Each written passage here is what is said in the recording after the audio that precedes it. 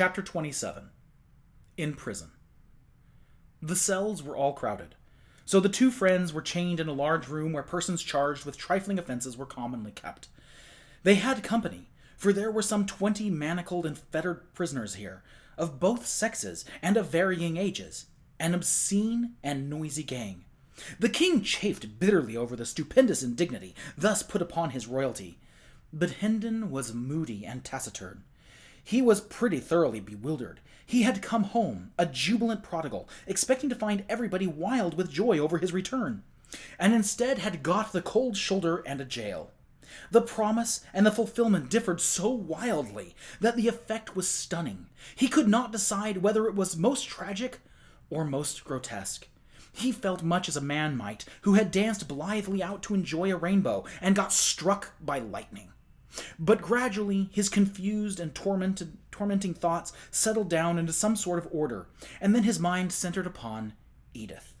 He turned her conduct over and examined it in all lights, but he could not make anything satisfactorily out of it. Did she know him, or didn't she know him? It was a perplexing puzzle, and occupied him a long time, but he ended finally with the conviction that she did know him, and had repudiated him for interested reasons. He wanted to load her name with curses now, but this name had so long been sacred to him that he found he could not bring his tongue to profane it. Wrapped in prison blankets of a soiled and tattered condition, Hendon and the king passed a troubled night. For a bribe, the jailer had furnished liquor to some of the prisoners. Singing of ribald songs, fighting, shouting, and carousing was the natural consequence. At last, a while after midnight, a man attacked a woman and nearly killed her by beating her over the head with his manacles before the jailer could come to the rescue. The jailer restored peace by giving the man a sound clubbing about the head and shoulders. Then the carousing ceased, and after that all had an opportunity to sleep, who did not mind the annoyance of the moanings and groanings of the two wounded people. During the ensuing week, the days and nights were of a monotonous sameness as to events. Men whose faces Hendon remembered more or less distinctly came, by day, to gaze upon the impostor, and repudiate and insult him, and by night the carousing and brawling went on with symmetrical regularity.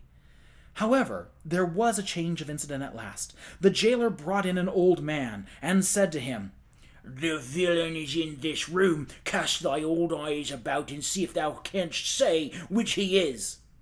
Hendon glanced up and experienced a pleasant sensation for the first time since he had been in the jail. He said to himself, "This is Blake Andrews, a servant all his life in my father's family, a good and honest soul, with a right heart in his breast. That is, formerly. But none are true now, all are liars. This man will know me and will deny me too, like the rest." The old man gazed around the room, glanced at each face in turn, and finally said, "I see none here but paltry knaves, scum of the streets." "Which is he?" The jailer laughed. "Here, scan this big animal, and grant me an opinion." The old man approached and looked Hendon over long and earnestly, then shook his head and said, "Marry, this is no Hendon, nor ever was." "Right, thy old eyes are sound yet, and I were Sir Hugh, I would take the shabby curl and—" The jailer finished by lifting himself a tiptoe with an imaginary halter, at the same time making gurgling noises in his throat suggestive of suffocation. The old man said vindictively, "Let him bless God, and he fare no worse, and I had the handling o' the villain he should roast, or I am no true man." The jailer laughed a pleasant hyena laugh, and said, "Give him a piece of thy mind, old man. They all do it. Thou'lt find it good diversion."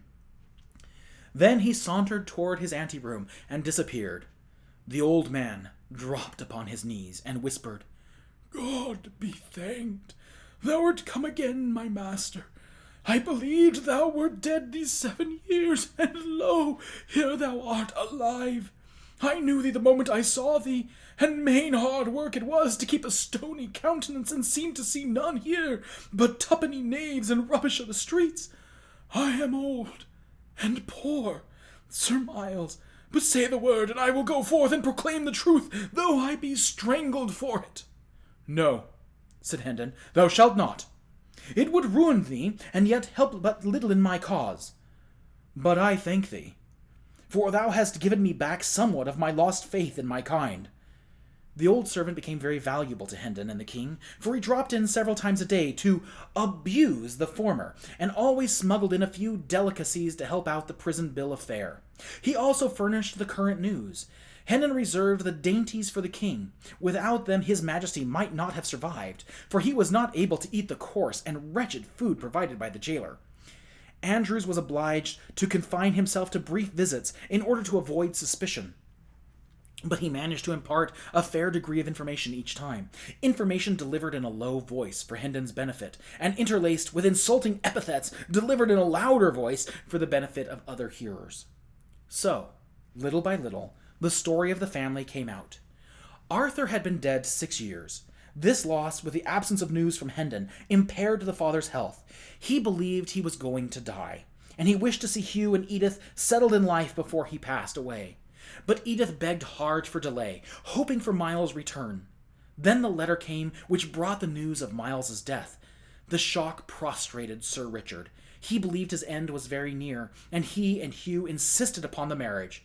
Edith begged for and obtained a month's respite, and then another, and finally a third. The marriage then took place by the deathbed of Sir Richard. It had not proved to be a happy one. It was whispered about the country that shortly after the nuptials, the bride found among her husband's papers several rough and incomplete drafts of the fatal letter, and had accused him of precipitating the marriage, and Sir Richard's death too, by wicked forgery. Tales of cruelty to the Lady Edith and the servants were to be heard in all hands. And since the father's death, Sir Hugh had thrown off all soft disguises and become a pitiless master toward all who were in any way dependent upon him and his domains for bread. There was a bit of Andrew's gossip which the king listened to with lively interest. "There is a rumor that the king is mad, but in charity forbear I to say I mentioned it, for 'tis death to speak of it, they say." His majesty glared at the old man and said, "The king is not mad, good man, and thou'lt find it to thy advantage to busy thyself with matters that nearer concern thee than this seditious prattle." What doth this lad mean?" said Andrews, surprised at this brisk assault from such an unexpected quarter. Hendon gave him a sign, and he did not pursue his question, but went on with his budget. "The late king is to be buried at Windsor in a day or two, the 16th of the month, and the new king will be crowned at Westminster the 20th. "Methinks they must find him first," muttered his majesty, then added confidently, "But they will look to that, and so shall I." "In the name of—" But the old man got no further. A warning sign from Hendon checked his remark. He resumed the thread of his gossip. "Sir Hugh goeth to the coronation, and with grand hopes he confidently looketh to come back a peer, for he is high in favour with the Lord Protector." "What Lord Protector?" asked his majesty. "His Grace, the Duke of Somerset." "What Duke of Somerset?" "Marry, there is but one, Seymour, Earl of Hertford." The king asked sharply, "Since when is he a duke and Lord Protector?" "Since the last day of January."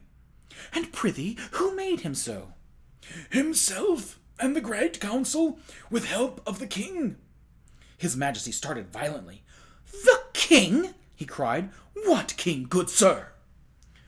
"What king, indeed? God a mercy, what aileth the boy? Sith we have but one, 'tis not difficult to answer. His most sacred majesty, King Edward the 6th, whom God preserve.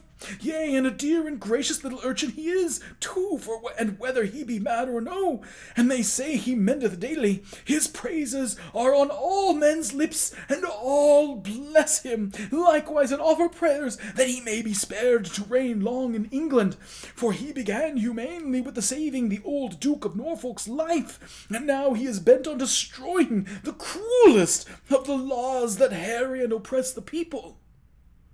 This news struck his majesty dumb with amazement, and plunged him into so deep and dismal a reverie that he heard no more of the old man's gossip. He wondered if the little urchin was the beggar boy whom he left dressed in his own garments in the palace. It did not seem possible that this could be, for surely his manners and speech would betray him if he pretended to be the Prince of Wales. Then he would be driven out, and a search would be made for the true prince. Could it be that the court had set up some sprig of the nobility in his place? No, for his uncle would not allow that.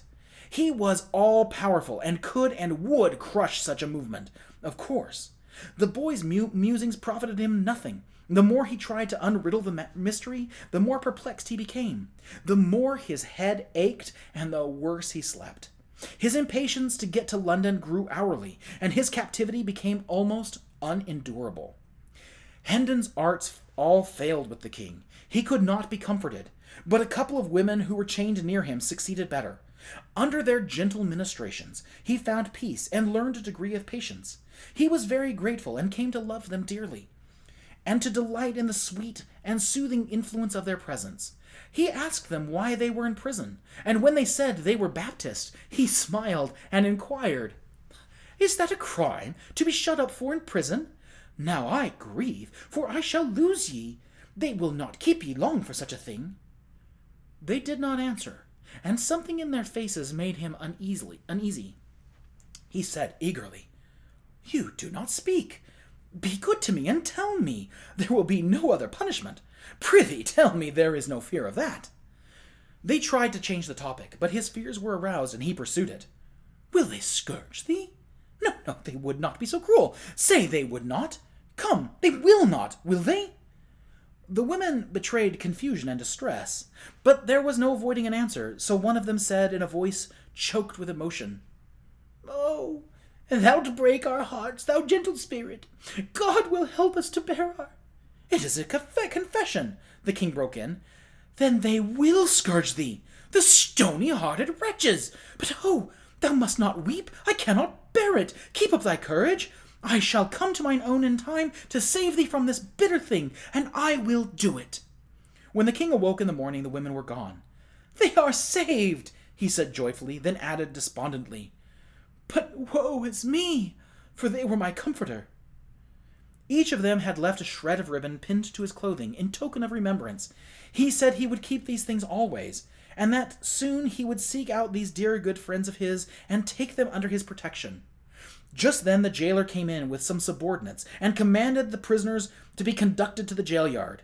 The king was overjoyed. It was a blessed thing to see the blue sky and breathe the fresh air once more. He fretted and chafed at the slowness of the officers, but his turn came at last, and he was released from his staple and ordered to follow the other prisoners with Hendon.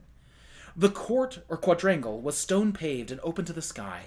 The prisoners entered it through a massive archway of masonry and were placed in file, standing, with their backs against the wall. A rope was stretched in front of them, and they were also guarded by their officers. It was a chill and lowering morning, and a light snow which had fallen during the night whitened the great empty space and added to the general dismalness of its aspect. Now and then a wintry wind shivered through the place and sent the snow eddying hither and thither. In the center of the court stood two women chained to posts. A glance showed the king that these were his good friends. He shuddered and said to himself, "Alack, they are not gone free as I had thought. To think that such as these should know the lash in England! Aye, there's the shame of it. Not in heathenness, Christian England. They will be scourged, and I, whom they have comforted and kindly entreated, must look on and see the great wrong done. It is strange, so strange that I, the very source of power in this broad realm, am helpless to protect them. But let these miscreants look well to themselves, for there is a day coming when I will require of them a heavy reckoning for this work. For every blow they strike now, they shall feel 100 then." A great gate swung open, and a crowd of citizens poured in. They flocked around the two women and hid them from the king's view. A clergyman entered and passed through the crowd, and he also was hidden. The king now heard talking back and forth, as if questions were being asked and answered, but he could not make out what was said. Next there was a deal of bustle and preparation, and much passing and repassing of officials through that part of the crowd that stood on the furthest side of the women. And whilst this proceeded, a deep hush gradually fell upon the people. Now, by command, the masses parted and fell aside, and the king saw a spectacle that froze the marrow in his bones. Faggots had been piled about the two women, and a kneeling man was lighting them. The women bowed their heads and covered their faces with their hands. The yellow flames began to climb upward among the snapping and crackling faggots, and wreaths of blue smoke to stream away on the wind. The clergyman lifted his hands and began a prayer. Just then the two young girls came flying through the great gate, uttering piercing screams, and threw themselves upon the women at the stake. Instantly they were torn away by the officers, and one of them was kept in a tight grip, but the other broke loose, saying she would die with her mother. And before she could be stopped, she had flung her arms about her mother's neck again. She was torn away once more, with her gown on fire. 2 or 3 men held her, and the burning portion of her gown was snatched off and thrown flaming aside. She struggled all the while to free herself, and saying she would be alone in the world now, and begging to be allowed to die with her mother. Both the girls screamed continually and fought for freedom. But suddenly this tumult was drowned under a volley of heart-piercing shrieks of mortal agony. The king glanced from the frantic girls to the stake, and then away, and leaned his ashen face against the wall and looked on no more. He said, "That which I have seen in that one little moment will never go out from my memory, but will abide there, and I shall see it all the days, and dream of it all the nights, till I die. Would God I had been blind!" Hendon was watching the king. He said to himself with satisfaction, "His disorder mendeth. He hath changed, and groweth gentler. If he had followed his wont, he would have stormed at these varlets and said he was king, and commanded that these women be turned loose unscathed. Soon his delusion will pass away, and be forgotten, and his poor mind will be whole again. God speed the day." That day several prisoners were brought in to remain overnight, who were being conveyed under guard to various places in the kingdom to undergo punishment for committed crimes. The king conversed with these. He had made it a point from the beginning to instruct himself for the kingly office by questioning prisoners whenever the opportunity offered, and the tale of their woes wrung his heart. One of them was a poor half-witted woman who had stolen a yard or 2 of cloth from a weaver. She was to be hanged for it. Another was a man who had been accused of stealing a horse. He said the proof had failed, and he had imagined that he was safe from the halter. But no, he was hardly free before he was arraigned for killing a deer in the king's park. This was proved against him, and now he was on his way to the gallows. There was a tradesman's apprentice, whose case particularly distressed the king. This youth said he found a hawk one evening that had escaped from its owner, and he took it home with him, imagining himself entitled to it. But the court convicted him of stealing it, and sentenced him to death.